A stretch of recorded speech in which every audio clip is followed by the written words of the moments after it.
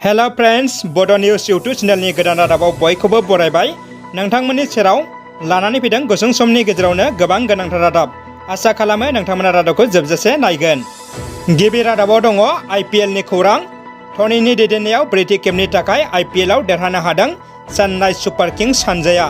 थांनाय हराव जालांनाय 2020 मायथाइनि इन्डियान प्रिमियार लीगआव खेबब्रैनि थाखाय कलकाता नाइट राइडार्सनि हेंथायै गेलेना देरहानो हायो चेन्नाइ सुपार किंसआ। केप्टेन धनीया मिथिगौदि हानजाखौ माबायदि दैदेननांगौ।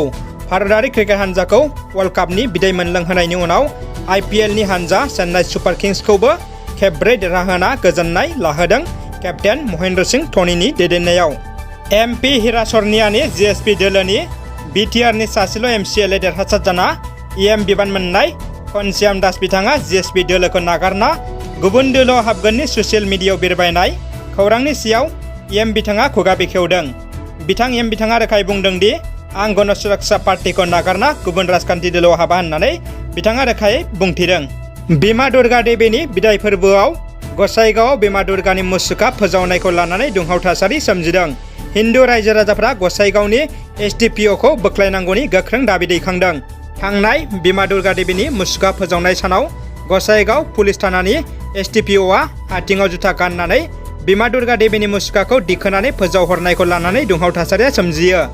गसाइगाव सहरनि गासै रायजो राजाफ्रा गसाइगाव पुलिस थानानि मोखाङाव गोख्रों खुद्रिसारो। गसाइगाव थानानि SDPO आरो STO सिभिलखौ गसाइगाव थानानिफ्राय बोखारनांगौ, नङाब्ला रायजोफ्रा माब्लाबाबो गनायना लानो हानाय नङा होनना गोख्रों दाबि खालामो। दानिया फैबावदो गुबुन मोनसे खौराङाव।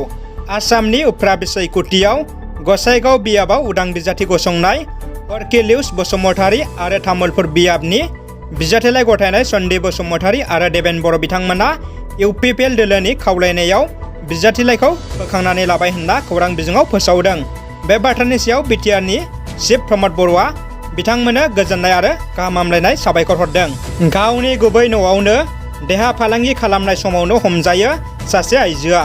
खोला कामरुप सन्थलियाव देहा फालांगिरि आइजोनि हेंथायै राजा लामायाव ओंखारबोदों जायगानि हौवा हिन्जाव गासैबो। सिरियै दोनखुमानाय केमेरायाव सेबखांजादों देहा फालांगि खालामनायनि गासैबो नुथायफ्रा। खौरां बुथुमनो थांनाय खौरांगिरिखौ हुमखि होयो देहा फालांगि खालामग्रा आइजोआ।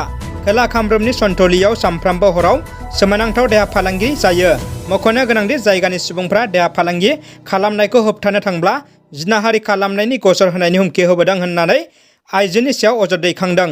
जायगानि रायजोफ्रा जाथायनि बागै सन्थलि पुलिस थानायाव आइजो सानैजों लोगोसे लांसुनिया शाहजाहान आलनि हेंथायै गसर थिसनो।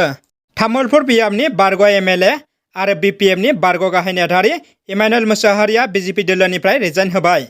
BJP राजखान्थि दोलोआव जुगदान होनानै फिन BJP दोलोखौ एंगारफिनबाय बारग' MLA इमानुएल मुचाहारी बिथाङा।